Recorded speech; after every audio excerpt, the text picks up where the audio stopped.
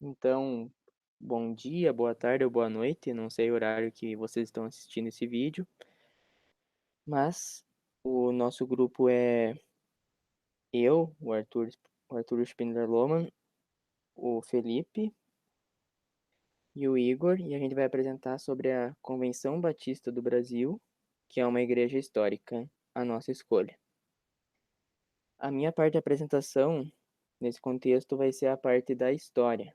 Primeiro, eu vou fazer uma breve lembrança da origem da Igreja Batista.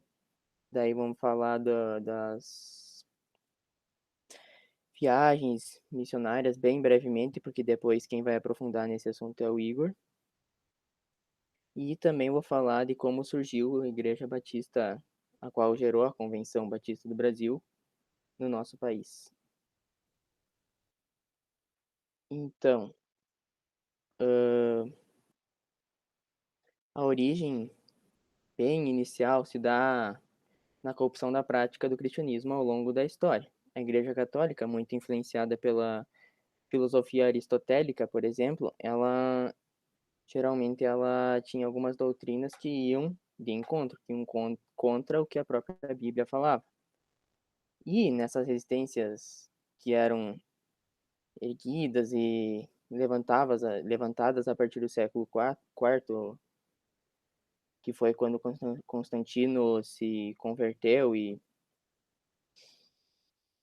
o cristianismo, a partir dessas resistências levantadas, houve muita morte e muitos dos comentadores das resistências também eram exilados. Contudo, eles tiveram um papel muito importante em questionar o sistema interpretativo vigente, que contrastava com ensinamentos claros do Novo Testamento.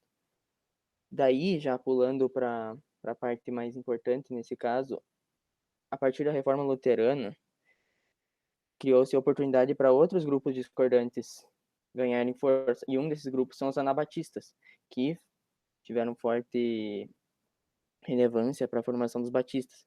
Esses anabatistas, eles eram chamados de rebatizadores e eram um grupo mais ativo ali. Então, continuando na história, em 1609 havia o contexto de perseguição da igreja anglicana inglesa. Já era anglicana, né? Mas ela perseguia a igreja batista, no caso, os fomentadores da igreja batista. Nesse contexto, então, eles migram para a Holanda, ali em Amsterdã, e eles criam uma igreja instituída. Então, essa foi a primeira igreja instituída com a doutrina batista. O Thomas Hughes, que é um advogado, e o John Smith, que seria o pregador. Contudo, essa igreja ela não se manteve. Ela teve, como ali o segundo item diz, ela foi dissolvida. Isso porque o Hughes ele quis voltar para a Inglaterra em 1612 e lá fundar em Spitalfields, que é nos arredores de Londres, ele forma uma igreja batista. Ah, e um detalhe importante, essa igreja que foi dissolvida em Amsterdã, ela na verdade se uniu a outro movimento que foi dos Menonitas. Então ela não foi só dissolvida por si só, ela se uniu a outro movimento. Daí, como eles foram muito perseguidos pela igreja anglicana, eles acabaram decidindo por migrar. E eles migraram para as 13 colônias dos Estados Unidos, para as 13 colônias que depois formaram os Estados Unidos.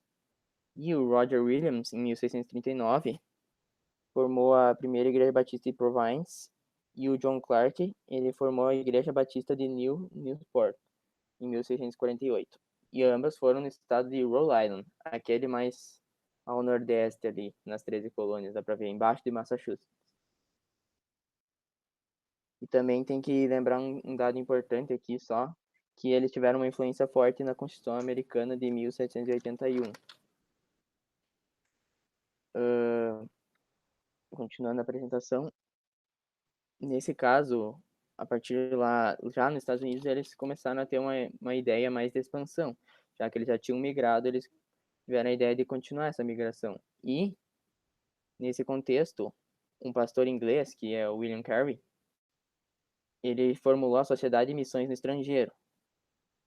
E isso já aponta a missão instituída em 1791. Nesse caso, eles foram evangelizar na Índia. Nesse mesmo contexto, o casal Judson, que é o Adoniram e a Ana, eles vão,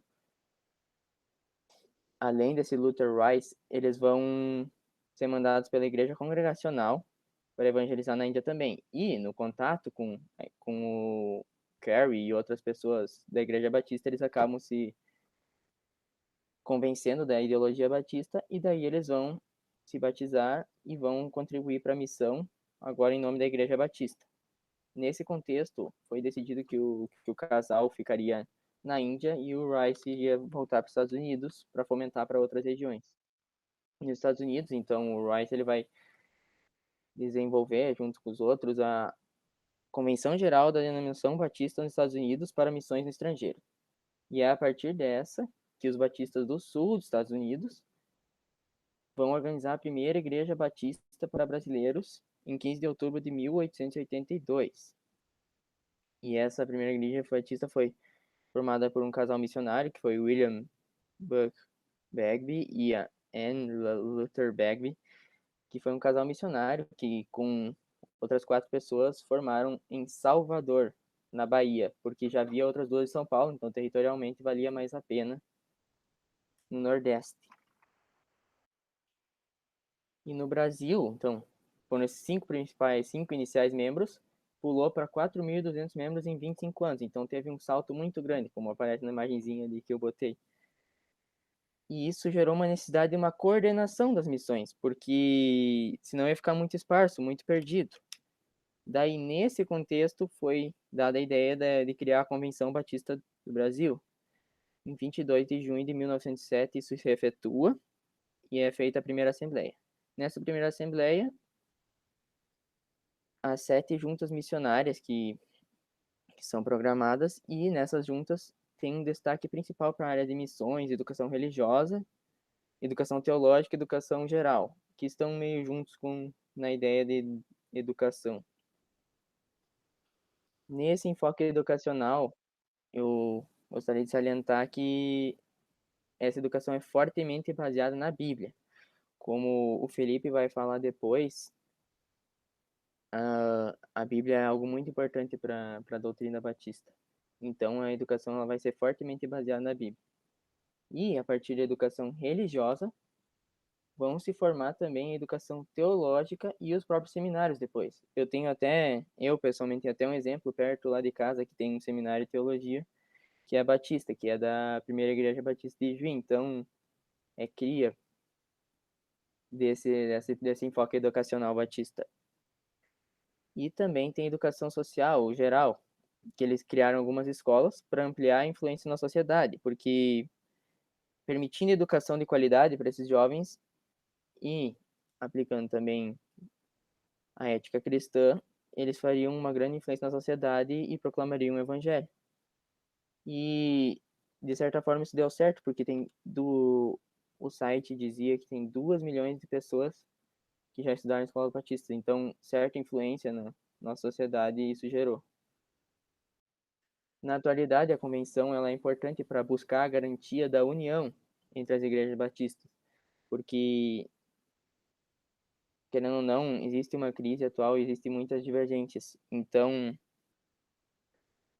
cada igreja ela se filia voluntariamente, e atualmente existem 6.000 igrejas operantes na convenção, e para se filiar elas vão ter que aceitar a declaração doutrinária.